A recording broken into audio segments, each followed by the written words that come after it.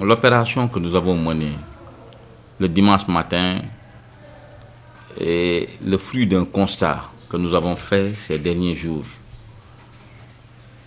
Il y a eu à 2 reprises des face-à-face entre 2 groupes d'étudiants qui étaient armés d'armes blanches, notamment des sabres, des machettes, des gourdins et des barres de fer.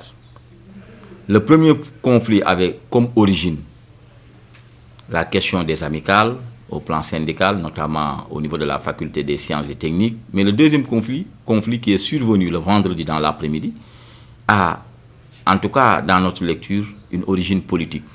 Parce que c'est 2 groupes d'étudiants qui se sont fait face et qui ont voulu en venir aux mains physiquement avec l'usage de leurs armes. Nous avions demandé à notre sécurité de tout faire pour empêcher des affrontements entre ces 2 groupes et de les démobiliser pour qu'ils puissent rejoindre leurs chambres respectives. Et après avoir fait ce constat, nous nous sommes dit que les étudiants étaient retournés certes dans leurs chambres, mais avec leurs armes. Et il pourrait encore survenir d'autres événements qui pourraient les opposer et ils pourraient faire usage de leurs armes. Et ces armes sont susceptibles d'occasionner des blessures graves, mais aussi des morts d'hommes. En tant qu'autorité responsable de l'espace universitaire, nous avons demandé à notre sécurité de faire cette opération le dimanche matin pour visiter tous les pavillons qui étaient susceptibles d'abriter ces armes, les chambres, de les saisir et aussi d'accompagner cette action par un certain nombre de mesures.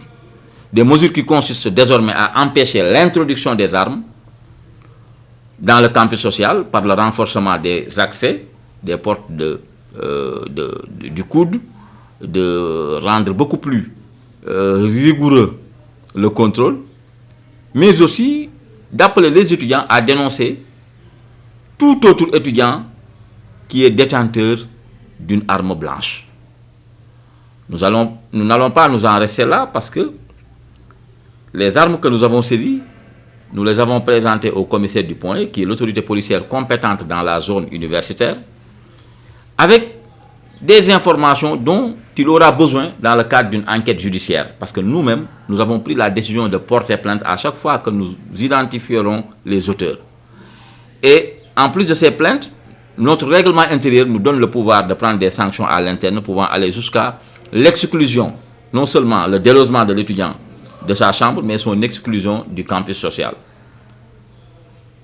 Mais également, nous comptons systématiquement adresser des requêtes à l'autorité pédagogique pour que les étudiants dûment identifiés comme étant les auteurs de ces agissements puissent être traduits au niveau des conseils de discipline de leurs établissements pédagogiques respectifs.